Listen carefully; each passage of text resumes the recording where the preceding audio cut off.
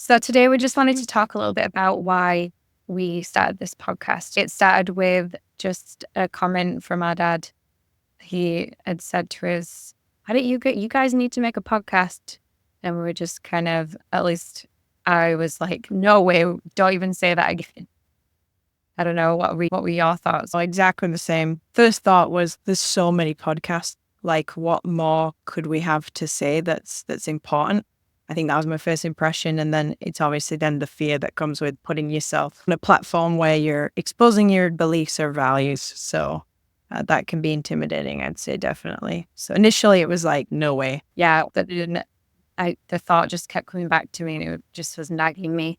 And I was like, "Uh-oh." I spoke to you about it and was like, "What are you thinking?" Yeah. And we And and we're kind of on the same page. I was shocked that we both were feeling the same way. So it felt definitely like a prompting. So I think as well, the thoughts that I was having, just at the time felt really heavy, that it just seemed like there was so many people um, attacking the church online and leaving the church or leaving the faith. And so it just felt super heavy at that time. And it was just this nudge that I kept feeling. And so I think that's a big part of it too. Although it's scary to put yourself out there and to subject yourself, like open yourself up, like, this is what I believe. It's really scary initially thinking about that. So that was kind of the hesitation as well, was to just be vulnerable and put myself out there.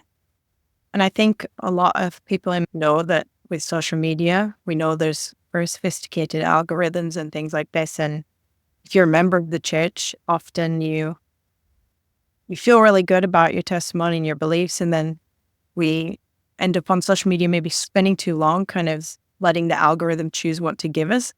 And often the algorithm will give you negativity. And I had friends who had moments where they'd be bombarded by a lot of this on social media about their beliefs. And it hasn't necessarily put them into a faith crisis, but just left them feeling really negative, and as though the world didn't see any value in their values or in their beliefs. The idea of contributing to content that would uplift and strengthen and show that there's more people that have those values in common with you is just so needed, I'd say, and especially in the times we live in. That was kind of what spoke to me as why we needed to do it. I think historically there has been quite an imbalance of the negativity that's out there, especially online.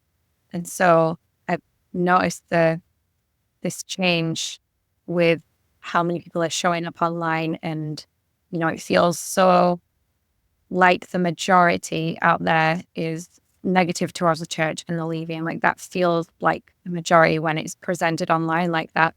But really, it's quite the opposite experience for me. I'm seeing so many incredible conversion stories and people who are coming back to the faith after losing faith, or having a faith crisis, as they would describe it. And so I'm seeing kind of this change even within the membership of the church, that we're having this, just seems like we collectively are learning and going deeper and learning the scriptures more and sharing more online. I just feel so uplifted by these voices, and it just makes me want to be a part of it and share what parts of goodness we see and we can find, and share and put those stories out there. And so that's really what is driving me, especially now as well, since having lost our daughter, Abigail. I feel as if it's become even more clear to me as we've seen how she's touched the lives of her family and her friends, and the influence that she's had. It's something that we didn't expect. And so I do feel like it's become a little bit more clear to me that that is a part of this. And I do feel like I'm working alongside of her in bringing people to Christ and sharing that message. Like, I really feel strongly that that is a part of why I felt prompted in a lot of these things that I'm sharing. And so that's what I hope to do, is to be able to do that with her and bring people closer to Christ. Yeah, so that's really why we're wanting to share these amazing stories of trials and conversion and faith from ordinary members all around the world and in this worldwide church that we have, which is such a gift and a blessing to see light and goodness come from all parts of the world, all stories, all walks of life. And that really is what drives me and Melissa to keep doing this. So we hope you enjoy joining us along that journey. We just have such a great lineup. We're so excited to bring you these stories for people from literally around the world. So we're just really excited for what we've got to share with you guys.